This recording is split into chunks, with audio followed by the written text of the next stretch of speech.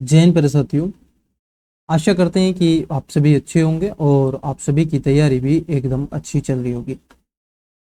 Dear aspirants, जैसे कि आपको मालूम है कि एजुकेशन बायर आपकी परीक्षा यूपीएससी प्रीलिम्स 2026 को टारगेट करते हुए हम आपके साथ में यूपीएससी के प्रीवियस क्वेश्चन पेपर डिस्कस कर रहे हैं, चर्चा का बिंदु बना रहे हैं, जिसमें हम जीएस पेपर नंबर जो आपका 1 होता है उसमें 2019 का पेपर सोल्व कर रहे थे। इसका एक पार्ट ऑलरेडी कंप्लीट हो गया, जिसमें 1 से 50 क्वेश्चन हमने डिस्कस किए कंप्लीटली विद करंट अफेयर के अपडेशन के साथ।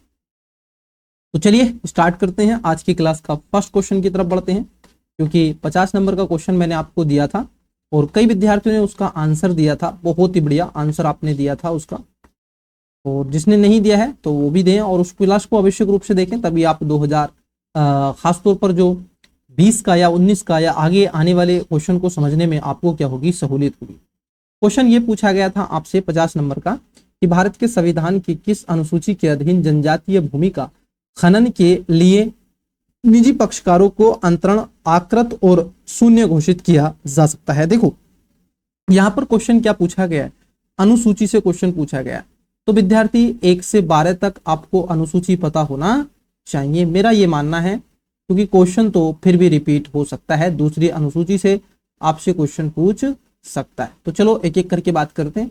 बेसिकली इसका जो राइट आंसर हो जाएगा वो है 5वीं अनुसूची, और सारे विद्यार्थियों ने बी इसका आंसर दिया भी था। देखो प्रथम अनुसूची में वही है जो भाग नंबर 1 में और आर्टिकल 1 में भारत अर्थात इंडिया राज्यों का संघ होगा। 2 में जो है इनके वेतन भत्तों की बात की गई है। 3 में आपकी शपथ की बात की गई है। 4 में राज्यसभा में सीटों की बात की गई है। 5 में ATM2 को छोड़ करके असम, त्रिपुरा, मेघालय, मिजोरम को छोड़ करके जो अन्य स्टेट है राष्ट्रपति उसमें ST क्षेत्र घोषित कर सकता है। 6 में ATM2 दे के रखे हैं, और 7 में आपके सब्जेक्ट हैं जो राज्य सरकारों में, राज्य और संघ में वितरित किए गए हैं और कॉन्करेंस लिस्ट इसके लिए बनाई गई। 8वीं में आपकी लैंग्वेज है जिसमें भाषाएं हैं, 22 भाषाएं हैं। 8वीं अगर हम बात कर ले इस लैंग्वेज में तो 3 अब तक अमेंडमेंट हो चुके हैं, जिसमें आपका 21वां संविधान संशोधन सिंधवी को जोड़ा गया। उसके अलावा 71वां संविधान संशोधन हुआ जिसमें नेपाली, मणिपुरी और आप देखोगे कोकड़ी को जोड़ा गया। उसके बाद 92वां संविधान संशोधन हुआ था, 91 आई थिंक 92, तो उसमें आपकी बोडमास जोड़ी गई थी, बोडो थी, डोंगरी थी, है ना, मैथिली थी और आप देखोगे संथाली थी, तो इन भाषाओं को जोड़ा गया। 9 में स्पेशल प्रोविजन है, 10 में दल बदल है, 11 में आपकी पंचायत है और 12 में म्युनिसिपालिटी है। तो इसका right answer option number B हो जाएगा। चलिए आगे बढ़ते हैं, रिवीजन भी मैंने आपका करवा दिया। क्वेश्चन नंबर है आज की क्लास का 1। देखो ये कह रहे हैं आपसे 51 नंबर में भारत में विशिष्टता असुरक्षित जनजातीय समूह particularly vulnerable tribal groups PVTG के बारे में निम्नलिखित कथनों पर विचार कीजिए। देखो ये जो PVTG हैं ये अति संवेदनशील जो जनजातीय ट्राइबल एरियाज में रहने वाले क्षेत्रों में जो रहते हैं जो जनजाति है उनके बारे में आपसे क्वेश्चन पूछा जा रहा है। पहले में PVTG देश के 18 राज्यों में एक संघ राज्य क्षेत्र में निवास करते हैं। बिल्कुल सही बात है, भारत के 18 राज्यों में आपको PVTG देखने के लिए मिल जाते हैं। स्थिर या कम होती जनसंख्या PVTG स्थिति के निर्धारण में एक मानदंड के रूप में जाना गया। हाँ जी, ये बात एकदम सही है, क्योंकि यहाँ पर इनको देखते हुए एक समस्या यही तो सबसे बड़ी है कि भी इनकी जो आबादी है वो लगातार आप देखोगे क्या होती चली जा रही है, घटती चली जा रही है। तो बात एकदम सही है। तीसरे में कह रहे हैं देश में अब तक 95 PVTG आधिकारिक रूप से शामिल किए। 95 नहीं है, क्योंकि अब तक ये जो हुए हैं वो 75 आई थिंक आपको देखने के लिए मिलेंगे, तो ये बात आपकी गलत है। अब थर्ड स्टेटमेंट गलत था, तो देखो ए गलत, बी गलत और डी गलत। Right answer C. PVTG की सूची आप देखोगे इरुलार और कोंडा रेड्डी जनजाति शामिल है, और ये जो ट्राइबल मिनिस्ट्री होती है, ट्राइबल जो मिनिस्ट्री है ये इस पर काम करती है, इसको ये राइट्स दे के रखे हैं कौन से ट्राइबल को PVTG में रखा जाएगा, किसको नहीं रखा जाएगा। क्वेश्चन बहुत ही सिंपल सा है, पॉलिटी का क्वेश्चन है। देखो भारत के संविधान के संदर्भ में सामान्य विधियों में अंतर्विष्ट प्रतिषेध अथवा निर्बंधन अथवा उपबंध अनुच्छेद 142 के अधीन संवैधानिक शक्तियों का प्रतिषेध अथवा निर्बंधन की तरह कार्य नहीं कर सकते। निम्नलिखित में से कौन सा या से इसका अर्थ हो सकता है। 142, देखो 142 कहता है कंप्लीट, इसकी बात करता है कंप्लीट जस्टिस की बात करता है, और ये राइट देके रखा है आपकी केवल और केवल सुप्रीम कोर्ट को। तो भारत के निर्वाचन आयोग द्वारा अपने कर्तव्यों का निर्वहन करते समय निर्णयों को किसी भी न्यायालय में चुनौती नहीं दी जा सकती। तो ये बात आपकी गलत है, इससे कोई लेना देना स्पेसिफिक तरीके से तो विद्यार्थी है नहीं, ठीक है, इससे कोई इसका लेना देना तो स्पेसिफिक तरीके से है नहीं, तो ये बात तो आपको ध्यान में रखनी है। Okay sir, 1 second. ओके, तो आगे बढ़ते हैं, चलिए और देखते हैं ऑप्शंस इसके। भारत का उच्चतम न्यायालय अपनी शक्तियों के प्रयोग में संसद द्वारा निर्मित विधियों पर बाध्य नहीं है। देश के गंभीर वित्तीय संकट, ये भी गलत बात है। तो ये संसद जो आपको देखोगे, क्योंकि कंप्लीट जस्टिस यहां पर है और ये बाध्य भी नहीं होता है, इसका राइट आंसर बी हो जाएगा। आगे बढ़ते हैं, क्वेश्चन आपकी स्क्रीन पर है 53 नंबर। भारत के किसी राज्य की विधानसभा के संदर्भ में निम्नलिखित कथनों पर विचार कीजिए। विधानसभा, तो संविधान का आर्टिकल 170 आप पढ़ते हैं, विधानसभा के बारे में चर्चा है। विधान परिषद आर्टिकल 69 आप पढ़ते हैं, ठीक है, 167 आप पढ़ते हैं, ये सब इसी के संबंध में है राज्यों के बारे में। तो पहला है, वर्ष के प्रथम सत्र के आरंभ में राज्यपाल सदन के राज्यों के लिए रूढ़िगत संबोधन करता है। बिल्कुल सही बात है, जब वर्ष स्टार्ट होता है प्रत्येक नए वर्ष में, तो राष्ट्रपति इसको, राज्यपाल राज्यों में और केंद्र में राष्ट्रपति खासतौर पर इसको आधिकारिक रूप से आगे लाने का प्रयास करते हैं। It is clear? हाँ जी, बोलो, चीजें क्लियर हो गई कि नहीं? हाँ बोले सर, एकदम बातें क्या हैं, क्लियर हो गई हैं। तो यहां पर पहली बात सही है, जब किसी विशिष्ट विषय पर राज्य विधानमंडल के पास कोई नियम नहीं होता है तो उस विषय पर लोकसभा के नियमों का पालन करता है। तो देखो, ये जो स्टेटमेंट आपको देके रखा है, अगर हम इसकी बात कर लें तो ये स्टेटमेंट कहीं ना कहीं आपको क्या है, रोंग देखने के लिए मिलेगा। 55-53 की अगर हम बात कर लें, जो 53 नंबर का क्वेश्चन है विद्यार्थी, हाँ, तो यहाँ पर ये भी बात आपकी क्या हो जाएगी, सही हो जाएगी कि अगर कोई ऐसी विधि मान लो नहीं है, तो अगर केंद्र ने कोई विधि बना के रखी है तो उस कंडीशन में ये जो विधानसभा है ये मैंडेटरी तो नहीं है, कार्य कर सकती है, ठीक है, कार्य कर सकती है, ये बाध्य नहीं है, ये एक बात आपको ध्यान में रखनी है। चलो आगे बढ़ते हैं नेक्स्ट क्वेश्चन की तरफ। देखिए क्वेश्चन आपकी स्क्रीन पर है, 54 नंबर का क्वेश्चन, थोड़ा बड़ा क्वेश्चन है। ओके, एक एक करके बात करते हैं। भ्रष्टाचार के विरुद्ध संयुक्त राष्ट्र convention, United Nation convention against option, मतलब कि यूएनसीएसी का भूमि, समुद्र और वायुमार्ग से प्रवासियों की तस्करी के विरुद्ध एक प्रोटोकॉल के रूप में जाना जाता है। मतलब कि जो हो रहा इलीगल तरीके से माइग्रेशन होता है तो उस पर ये डिपेंडेंसी इसकी बनी रहती है। तो क्या ये बात आपकी सही है? बोले सर इसका इससे कोई लेना देना है नहीं, पहली बात तो क्लियर। हाँ, तो ये पहला इसमें क्या हो जाएगा, गलत हो जाएगा 54 में, ठीक है। अब देखो, जब पहला आपका गलत हो गया तो आइए जरा ऑप्शंस की तरफ तो एक बार नजर डाल लेते हैं। तो ए गलत और डी गलत। अब यहाँ पर 2 और 4 सही है, 3 पढ़ लोगे तो आपका राइट आंसर बन जाएगा। ये कह रहे हैं यूएनसीएसी का अब तक का सबसे पहला विधिक बाध्यकारी सार्वभौमिक घोषणा भ्रष्टाचार निरोधी लिखित है, बिल्कुल सही बात है। राष्ट्रपाल संगठित, मतलब कि राष्ट्रपाल संगठित जो अपराध के विरोध में संयुक्त राष्ट्र convention, United Nation convention against transnational organize crime, UNTOC की एक विशिष्टता ऐसे विशिष्ट अध्याय का समावेशन है जिसका लक्ष्य है उन संपत्तियों को उनके वैध स्वामियों को लौटाना जिसने वे अवैध तरीके से ले ली हैं। बिल्कुल सही है, तो ये भी सही हो जाना चाहिए।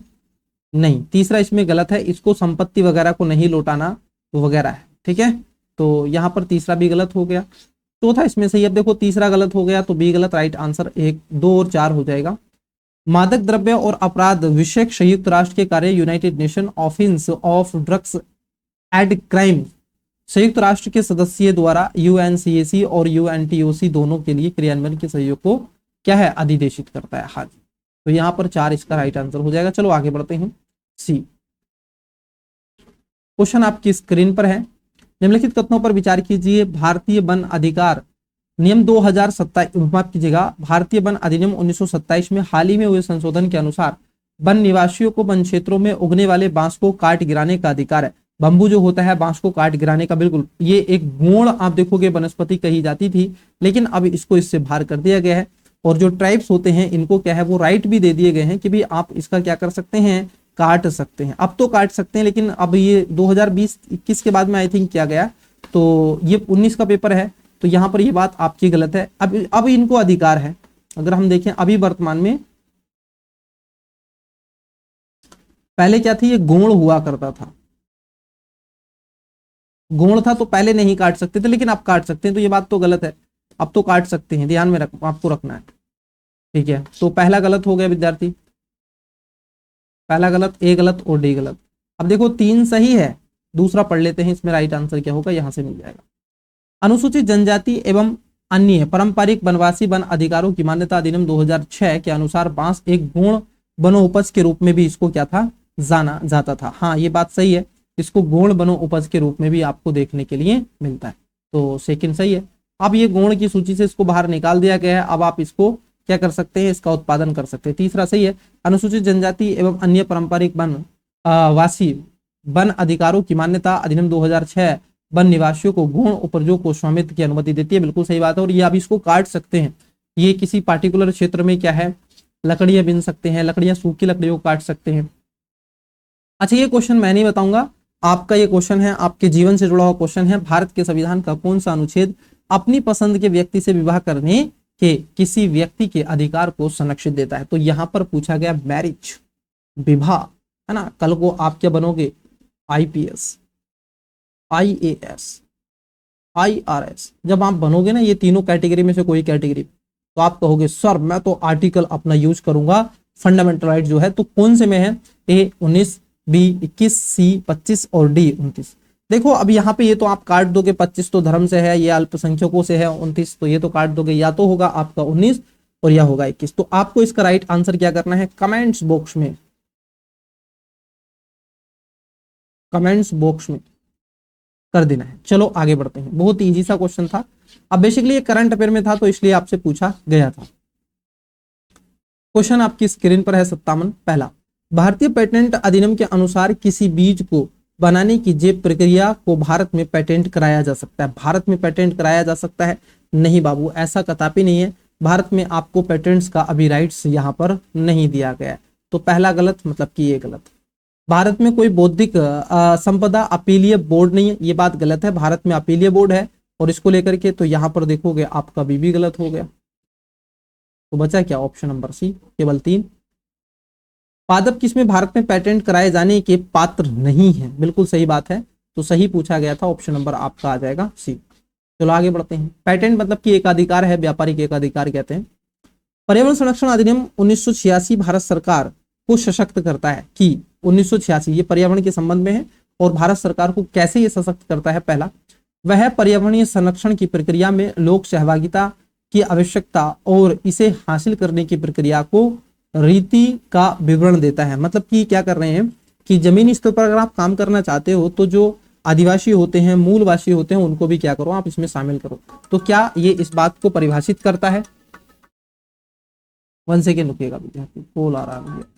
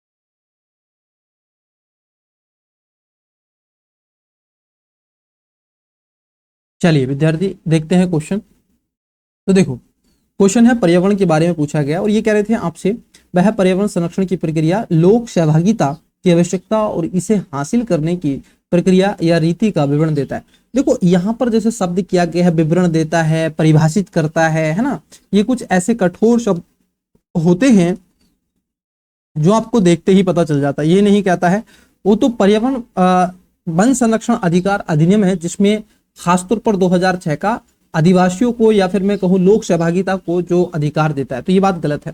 वह विभिन्न स्रोतों से पर्यावरण प्रदूषकों के उत्सर्जन और विसर्जन के मानक को निर्धारित करता है। हाँ ये बात सही है, इसमें कोई दोहराग्रह नहीं है। इसका राइट आंसर बी देखने के लिए आपको मिलेगा। आगे बढ़ते हैं, नेक्स्ट क्वेश्चन की तरफ बढ़ते हैं। देखो क्वेश्चन है आपकी स्क्रीन पर 59 नंबर।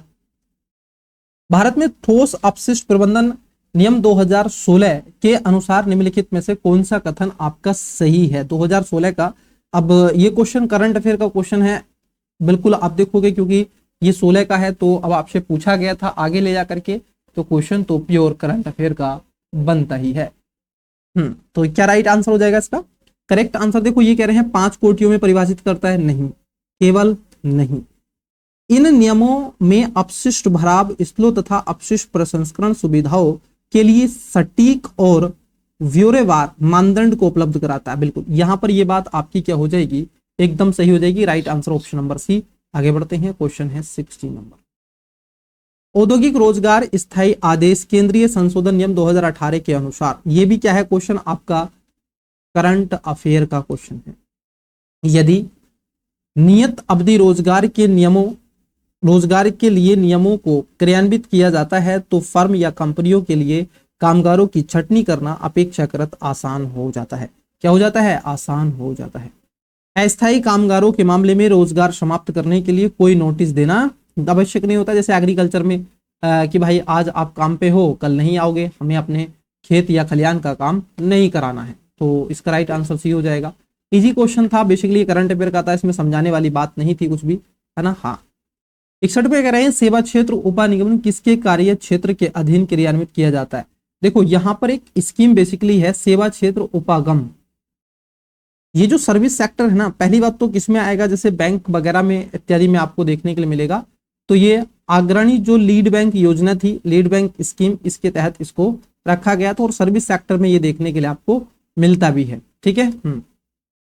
भारत में गौण खनिज के प्रबंधन के संदर्भ में आपसे पूछा गया, गौण खनिज जो आपके जो आपके मिनरल रियल मटेरियल्स होते हैं उनके बारे में आपसे क्वेश्चन पूछा गया है। महत्वपूर्ण जो खनिज होते हैं तत्व है। पहला, इस देश में विद्यमान विधि के अनुसार रेत एक गौण खनिज के रूप में आता है। बिल्कुल भारत में आपको देखने को मिलेगा।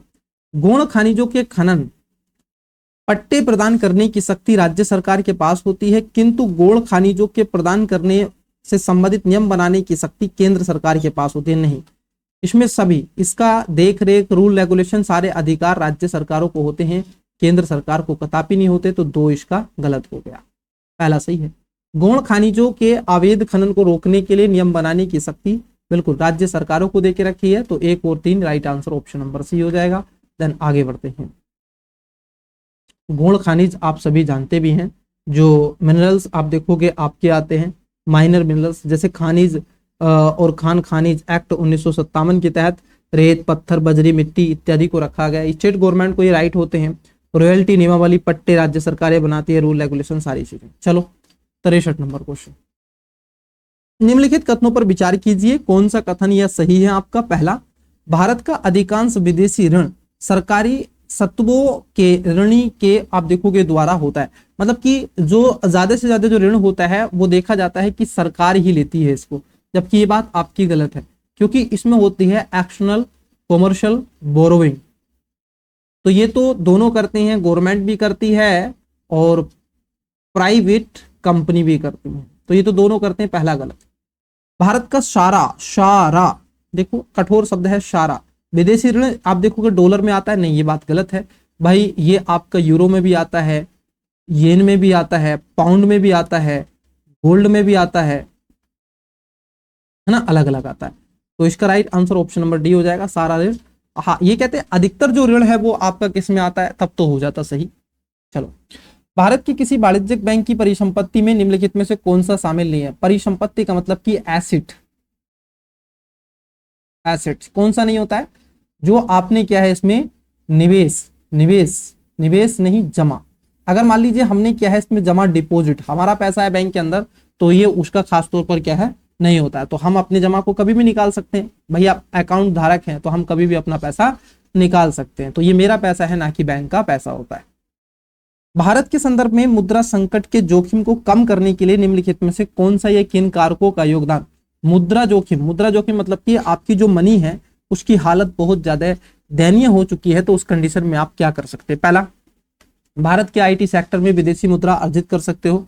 सरकारी व्यय को बढ़ाना, व्यय को बढ़ाओगे नहीं बल्कि बाबू क्या करोगे, कम कर दोगे। तो यहाँ पर आप देखोगे विदेशी भारतीयों द्वारा भेजे गए धन, मतलब कि जो रेमिटेंस आती है, रेमिटेंस आता है कि नहीं एनआरआई के द्वारा, जो विदेशों में काम कर रहे हैं वैज्ञानिक या साइंटिस्ट या डॉक्टर है ना वगैरह, तो इसका राइट आंसर भी हो जाएगा। चलिए आगे बढ़ते हैं, नेक्स्ट क्वेश्चन की तरफ बढ़ते हैं। क्वेश्चन है आपकी स्क्रीन पर 66 नंबर। निम्नलिखित में से किस एक का यह सुझाव था कि राज्यपाल को उस राज्य के बाहर का एक प्रतिष्ठित व्यक्ति होना चाहिए और उसे एक ऐसा तटस्थ व्यक्ति होना चाहिए जिसके गहन राजनीतिक जुड़ाव ना हो, या उसने हाल ही के पिछले वर्षों में राजनीति में भाग नहीं लिया हो? बहुत ही इजी सा क्वेश्चन है, ये सरकारी आयोग की रिपोर्ट के अनुसार चीजों को रखा गया था। ऑप्शन नंबर इसमें सी देखने के लिए मिलेगा। 1983 की बात की गई थी, जो कि राज्यपाल से संबंधित है। राज्यपाल से लगातार क्वेश्चन बनते हैं।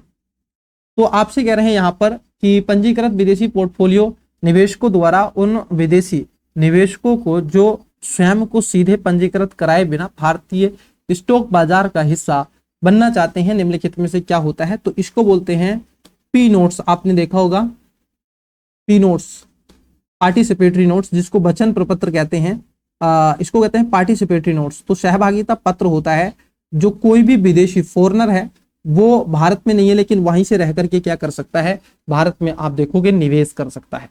तो इसका जो करेक्ट आंसर आएगा वह आंसर आना चाहिए option number A. It is clear या नो? बोलो। चलो आगे बढ़ते हैं, नेक्स्ट क्वेश्चन की तरफ बढ़ते हैं। नेक्स्ट क्वेश्चन देखते हैं।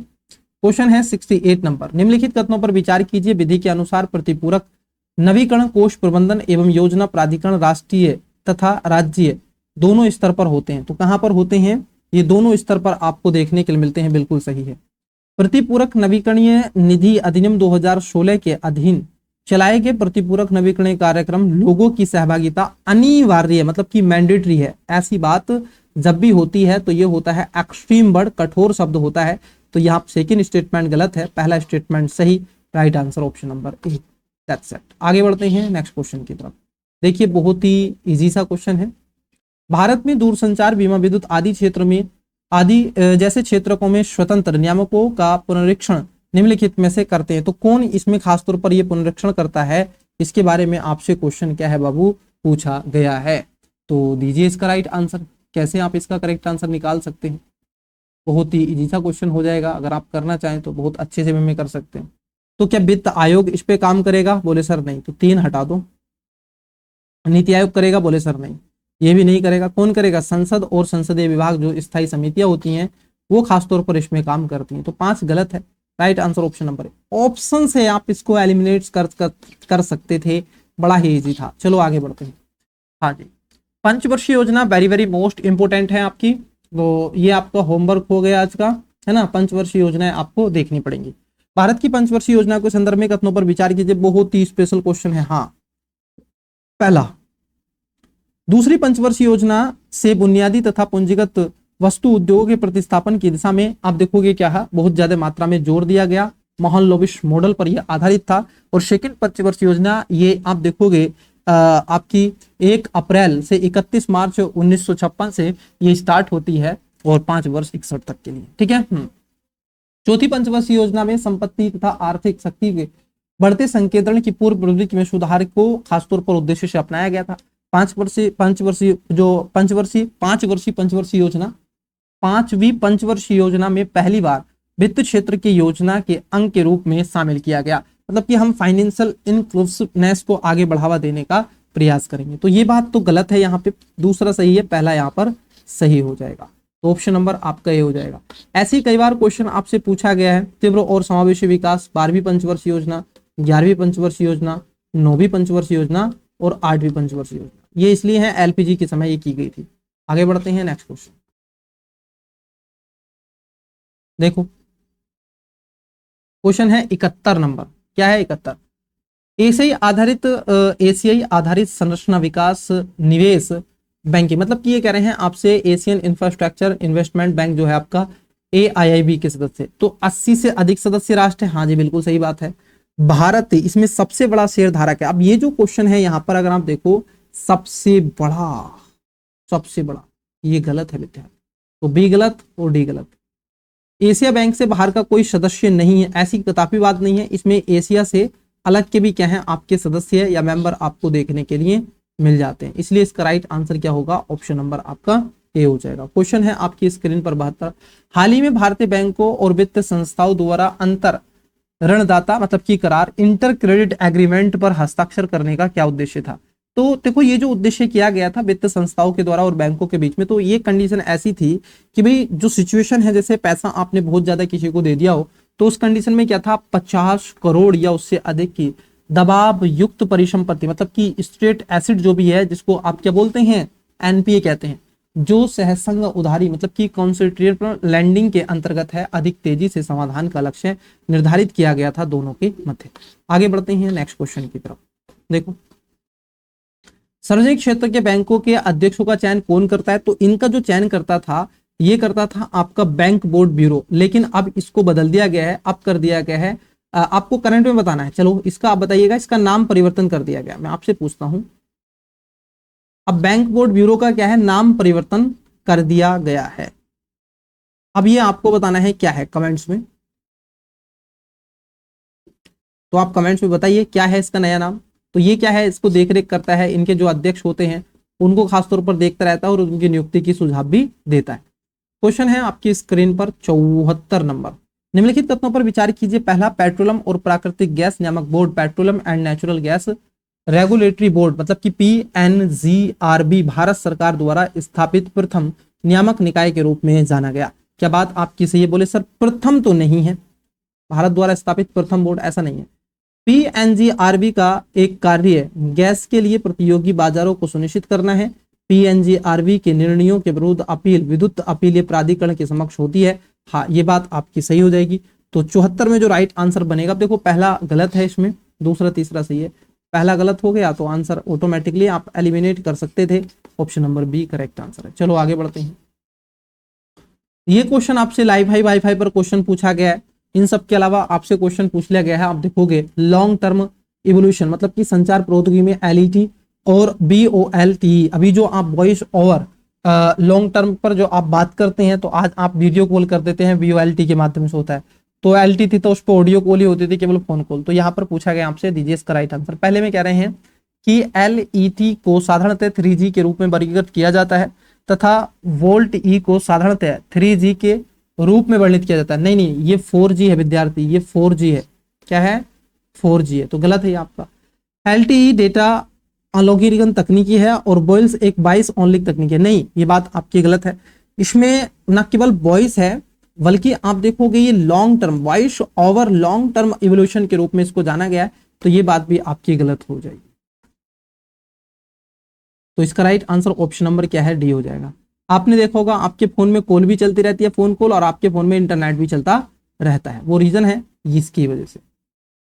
मातृत्व लाभ संशोधन अधिनियम 2017 के बारे में क्वेश्चन है। अब ये क्वेश्चन ऐसा क्वेश्चन है ना विद्यार्थी, अगर हम इसकी बात कर लें तो ये क्वेश्चन बेसिकली करंट अफेयर का क्वेश्चन है।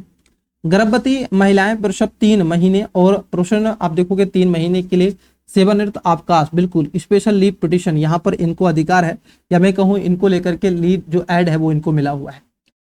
शिशु गृह वाले प्रतिष्ठानों के लिए माता को प्रतिदिन कम से कम 6 बार शिशु गृह जाने की अनुमति देना अनिवार्य है। मतलब कि वो बीच बीच में जाएगी, काम करते समय अपने बच्चे से क्या हो सकेगी, वो मिल सकेगी। इसका कहने का तात्पर्य यहाँ पर ये हो जाता है। तो कितनी बार जाती है वो? 76 में पूछा गया, बिल्कुल बहुत बढ़िया। तो यहाँ पर देखो 3 महीने, ये बात गलत है। 3 महीने पहले, 3 महीने इसके माध्यम से नहीं, वो तो एक राइट है आपका, संवैधानिक अधिकार है उसके तहत, तो ये बात गलत है। और डीपीएसपी में भी उसकी चर्चा परिचर्चा है, आर्टिकल 42। ये भी गलत है 6 बार, ये तो 6 बार नहीं है, ऐसा कदापि नहीं है, 3 से 4 बार वो जा सकती है, मिल सकती है ना। तो दूसरा तो वैसे ही गलत हो गया। देख लेते हैं यदि दूसरा गलत है तो देखो ऑप्शन मिल गया, दूसरा गलत होती तो ऑप्शन नंबर आपका सी। 2 बच्चे वाली माताओं को न्यूनीकृत हक मिलेंगे, बिल्कुल। अब उनके बच्चे ज्यादा होंगे तो उनको हक कम मिलेंगे, मिलेगा उनको भी लेकिन कम मिलेगा। 2 बच्चों वाली जो माता है उसको ज्यादा मिलेगा। निम्नलिखित में से कौन सा एक विश्व बैंक के कारोबार सुगमता सूचकांक ईज ऑफ डूइंग बिजनेस का जो निकालते हैं ना, ईज ऑफ डूइंग बिजनेस निकालती थी कौन, वर्ल्ड बैंक। अब क्या निकालती है, इसकी जगह निकालती है बिजनेस रेडी, तो इसको बोलते हैं बी रेडी। अब बी रेडी इंडेक्स निकालती है, ध्यान रखना, इसकी जगह तो कौन निकालती है, वो निकालती है वर्ल्ड बैंक। और इसका उद्देश्य क्या नहीं है, इसमें से कानून और व्यवस्था बनाए रखना, करों के भुगतान करना, संपत्ति का पंजीकरण करना, निर्माण परमिट और संबंधी कार्य करना। क्या नहीं है, तो कानून और व्यवस्था बनाए रखना, ये तो आपकी गवर्नमेंट बनाएगी ना कि वर्ल्ड बैंक इस चीज को बनाएगी। तो right answer option number A हो जाएगा, गलत पूछा गया था।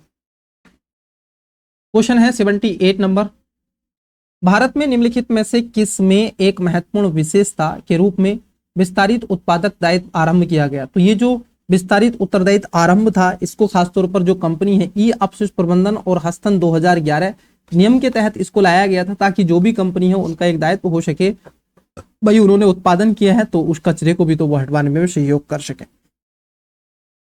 भारतीय खाद्य निगम के लिए खाद्यान्न की आर्थिक लागत, एमएसपी तथा किसानों को भुगतान किए गए बोनस आदि के कुछ साथ साथ क्या शामिल होता है। तो इसमें खासतौर पर प्रमाण, प्रशासनिक और प्रभार लागत होती है। देखो ये है आपका, यहां से सीधा कोल्ड स्टोरेज में जाता है मामला, है ना, फिर उसके बाद में डिस्ट्रीब्यूट किया जाता है पीडीएस के माध्यम से। तो यहाँ पे एमएसपी पर खरीदती है, फिर यहाँ पर आप देखोगे एफसीआई के गोदामों में इसको ले आकर के भरते, तो तीनों इसमें लागतें आती हैं। आप देखोगे प्रमाण, प्रासंगिक प्रभार और वितरण की लागत, तो पीडीएस और ये भी, और एमएसपी क्या ना, न्यूनतम मूल्य समर्थन और किसानों के भुगतान। तो इसका राइट आंसर ऑप्शन नंबर क्या हो जाएगा, सी हो जाएगा। आगे बढ़ते हैं 80 नंबर का क्वेश्चन। ये कह रहे हैं आपसे 80 नंबर में किसी देश के संदर्भ में निम्नलिखित में से किसे उस देश की सामाजिक पूंजी, सोशल कैपिटल का भाग समझा जाएगा। सोशल कैपिटल जहां पर सामाजिक सौहार्दता बहुत अधिक मात्रा में आपको देखने के लिए मिलती है, उसको हम सोशल कैपिटल कहते हैं। पहला, जनसंख्या को साक्षर करना, नहीं। इसके भवनों आर्थिक संरचना, नहीं। कार्यशील आयु समूह की जनसंख्या का अमाप, गलत। इसमें क्या होता है, समाज में आपसी भरोसे और सामंजस्य का स्तर हो तो उस कंडीशन में आपको देखने के लिए मिलती है, इसी को सोशल कैपिटल कहते हैं। अगर सोशल कैपिटल नहीं होगी तो आपका उद्योग या कोई भी आप देखोगे संस्थान कार्य नहीं कर पाएगा। भारत के संविधान के संदर्भ में कथनों पर विचार कीजिए, वेरी सिंपल एंड दैट। पहला, किसी केंद्रीय विधि को संवैधानिक रूप से अवैध घोषित करने की किसी भी उच्च न्यायालय की अधिकारिता के अंतर्गत नहीं आता है। केंद्रीय विधि को जरा समझना विद्यार्थी, यहाँ पर ये कहते हैं इसकी अधिकारिता में नहीं आता है, ऐसी बात नहीं है। अगर संविधान पर कोई मुद्दा होगा और यदि केंद्र में वो मामला होगा तो उस पर भी ये क्या कर सकती है, एक्शन ले सकती है।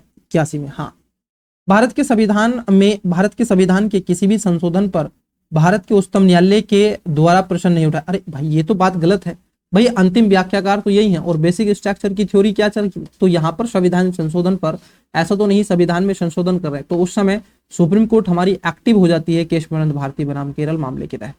अब ये कह रहे हैं आपसे कौन सा कथन सही है, देखो, क्रय शक्ति क्षमता मतलब कि परचेजिंग पावर पैरिटी, पीपीपी, विनियमन दरों की गणना विभिन्न देशों में एक समान वस्तु और सेवाओं के मूल्य की तुलना को की जाती है। बिल्कुल सही बात है, इससे निकाला जाता है जैसे भारत में आपका रुपया है और अमेरिका का डॉलर है, तो इसके सापेक्ष निकाला जाता है। जैसे अभी क्या है, लगभग 96 रुपए का है हमारा, है ना, 96 रुपए का $1 ले लो भाई, यूएसए से जाकर के $1, बताइए आप।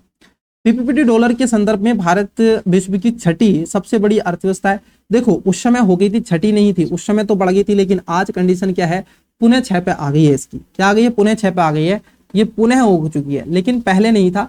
पहले ये विश्व की 4थी सबसे बड़ी अर्थव्यवस्था बन गई थी, लेकिन अब 26 के आंकड़े कह रहे हैं कि भारत की अर्थव्यवस्था अब खिसक कर 6ठे नंबर पर पुनः आ चुकी है। देखो कुछ तो गड़बड़ है, इसलिए तो आई है 6 पे।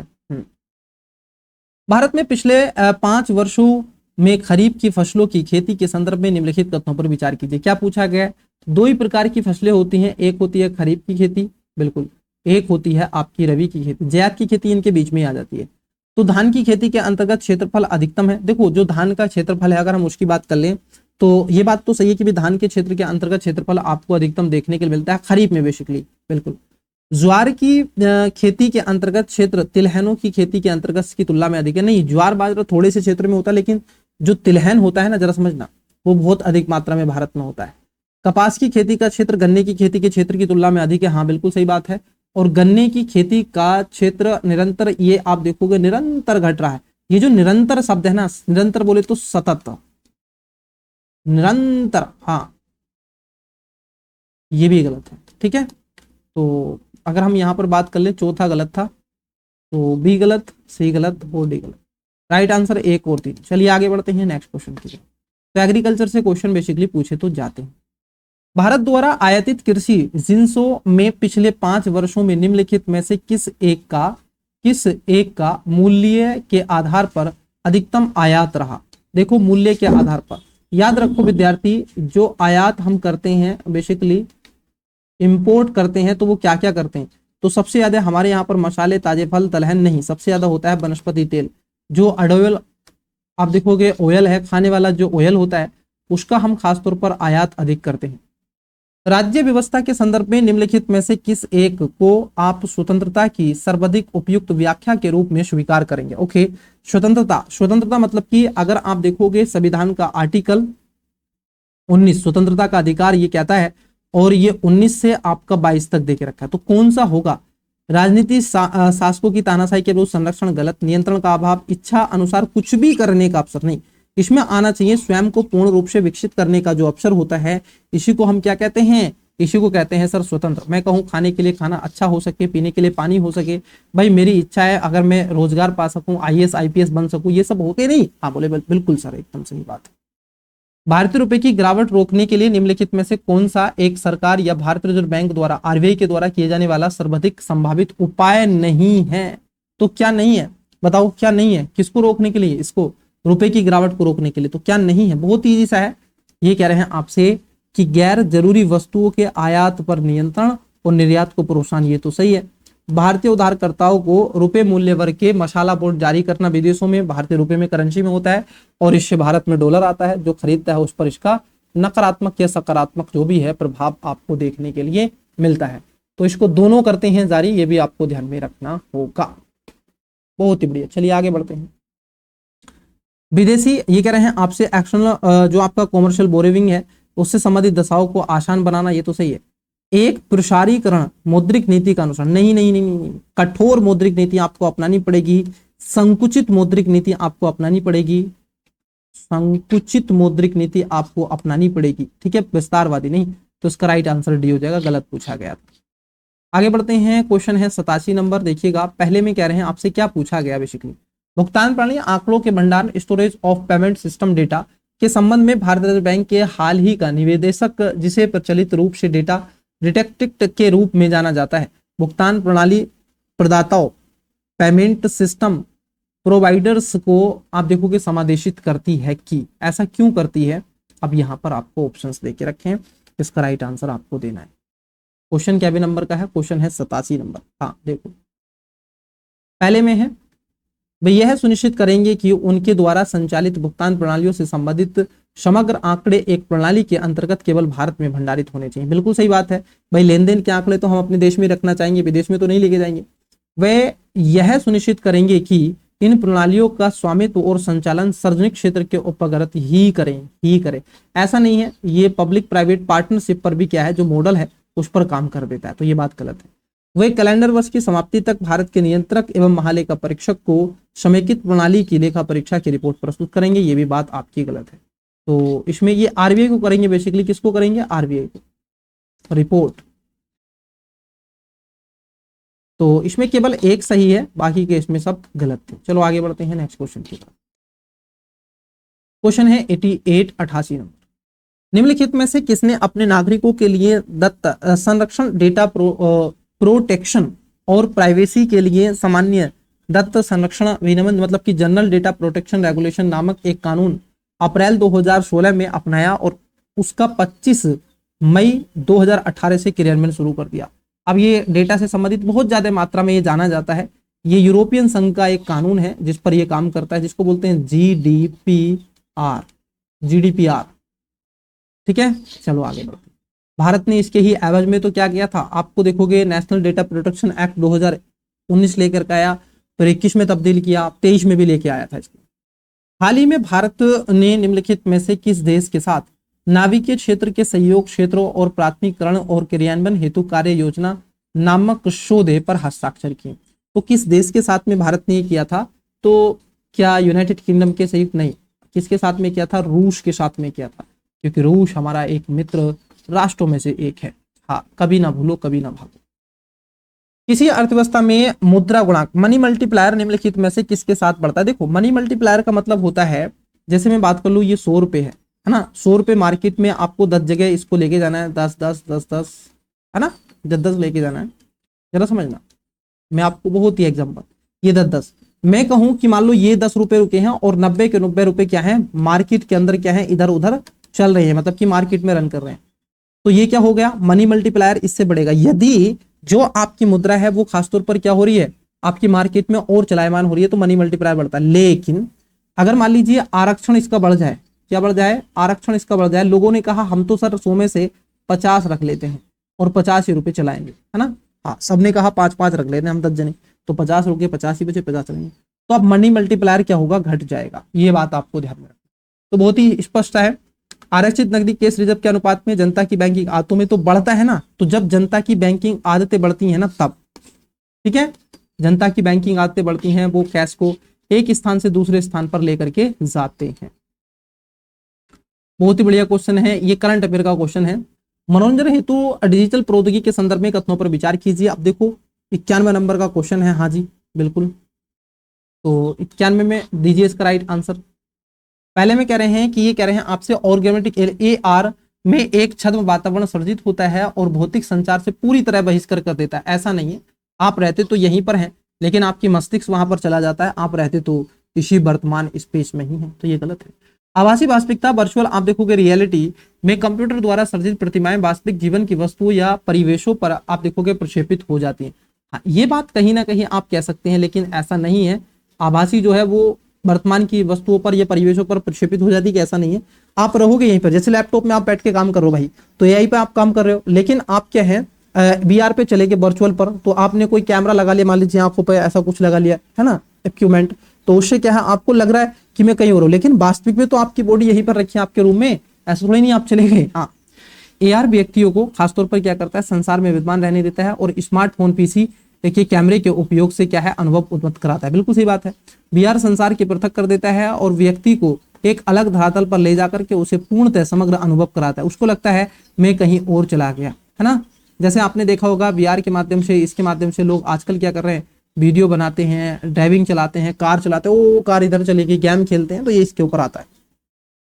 शब्द है आपका डेनिसोवन, कभी कभी समाचारों में देखने के लिए मिलता है। तो डेनिसोवन क्या है, अगर हम इसकी बात कर लें तो डेनिसोवन बेसिकली क्या है, एक आदि मानव स्पीसीज है। ये डेनिसोवन अफ्रीका में देखा गया था,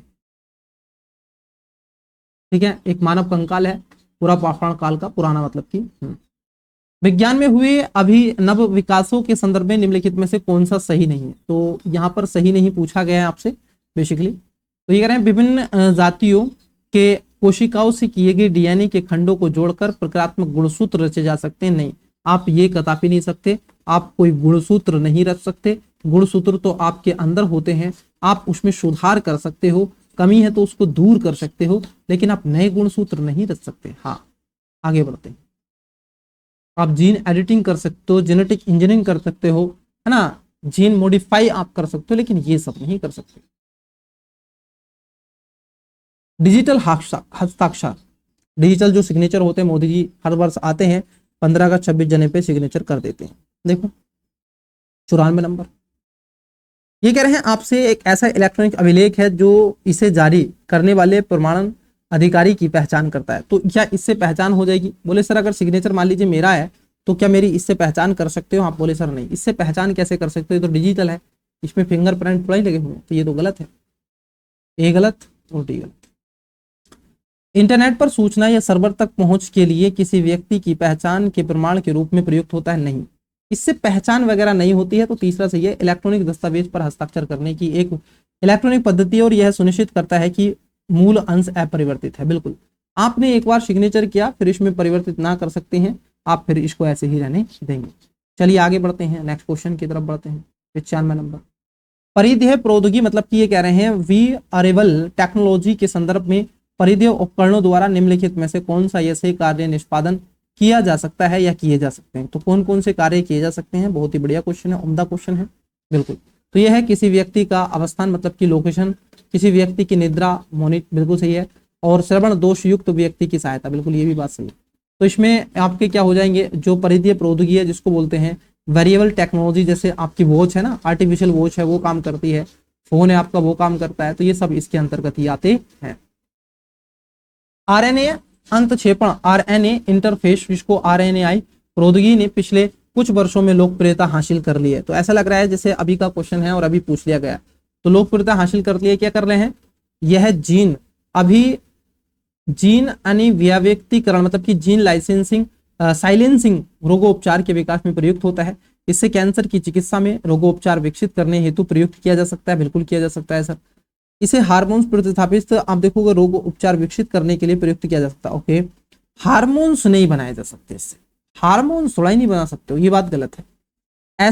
इसे ऐसी फसल पादपों में उगाने के लिए प्रयुक्त किया जा सकता है जो विषाणु रोगजन को, बिल्कुल ये बात सही है, उसके प्रति प्रतिरोधी हो। तो यहाँ पर कोई दोहराग्रह नहीं है, इसका राइट आंसर हो जाएगा ऑप्शन नंबर बी। आगे बढ़ते हैं, नेक्स्ट क्वेश्चन। हाल ही में वैज्ञानिकों ने पृथ्वी से अरबों प्रकाश वर्ष दूर विशालकाय मतलब कि ब्लैक होलों के विलय का प्रक्षेपण किया है और यह प्रक्षेपण क्यों महत्वपूर्ण है। तो बहुत बढ़िया क्वेश्चन है, अब करंट अफेयर का था, तो उस समय गुरुत्व तरंगों का एक अभिज्ञान इनको क्या था, प्राप्त हुआ, उस पर इन्होंने की थी स्टडी। ठीक है, चलो आगे। ब्लैक होल अत्यधिक शक्तिशाली होता है, इसका घनत्व आप देखोगे यहाँ से इतना डार्क होता है, यहाँ से प्रकाश भी नहीं गुजर सकता, जो गया वापस नहीं आया। निम्नलिखित में से कौन से भारत में सूक्ष्म जैविक रोग जनकों में बहु औषध प्रतिरोध के होने के कारण है, अच्छा इससे क्या क्या हो सकता है। ठीक है, पहले में कह रहे हैं कुछ व्यक्तियों में आनुवंशिक प्रवृत्ति जेनेटिक प्रोसाइज होगा, रोगों के उपचार के लिए प्रतिजैविकों मतलब कि एंटीबायोटिक्स की गलत खुराक लेना, बिल्कुल बात तो सही है सर, होने तो चाहिए ये दोनों, अच्छा ये भी और ये भी दोनों होने चाहिए।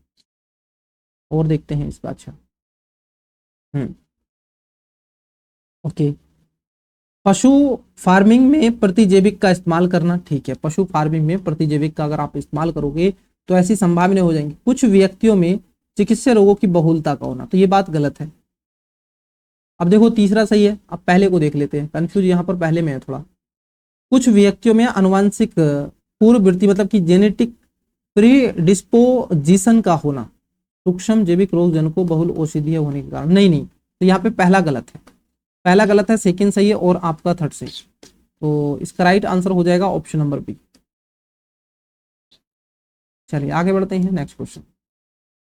ये बहुत ही इजी सा क्वेश्चन है, कैस्पियर केस9 प्रौद्योगिकी क्या है, एक प्रोटीन होता है, बेसिकली एक सीजर होता है, कैंची जिसको हम बोलते हैं, और ऐसी कैंची जो आपके जाकर के डीएनए के जो आपके बेस पेयर है उसको काट देती है ना, ऐसी कैंची। तो ये क्या है बेसिकली, लक्ष्य जीन संपादन टारगेटेड जीन एडिटिंग की एक आणविक कैंची के रूप में जाना जाता है, बिल्कुल कैस्पियर केस9 आपने टेक्नोलॉजी पढ़ी होगी, फिर जीन एडिटिंग, जीन सीक्वेंसिंग। चलिए आज की क्लास का अंतिम लास्ट क्वेश्चन, निम्नलिखित में से कौन सा एक कथन सही नहीं है, सही नहीं है, बहुत ही प्यारा क्वेश्चन है, सही नहीं है तो कौन सा नहीं है, यकृत शोध सी का टीका होता है जबकि यकृत शोध बी का कोई टीका नहीं होता, यही बात गलत है। बाकी के यकृत शोध बी विषाणु काफी कुछ HIV हिप की तरह ही संचलित होता है, सार्वभौम रूप से यकृत शोध बी और सी विषाणुओं से संक्रमित व्यक्ति को हिप से संक्रमित लोगों की संख्या से क्या है, दुगना अधिक है। यकृत शोध बी और सी विषाणुओं से संक्रमित कुछ व्यक्तियों में अनेक वर्षों तक क्या है, लक्षण दिखाई नहीं देते, बात सही है, तो ये भी सही, ये भी सही, गलत पूछा था आपसे तो बी इसका गलत हो जाएगा। तो प्रिय विद्यार्थी क्लास इज ओवर, ये था आपका जो पेपर था, जीएस पेपर नंबर आपका यूपीएससी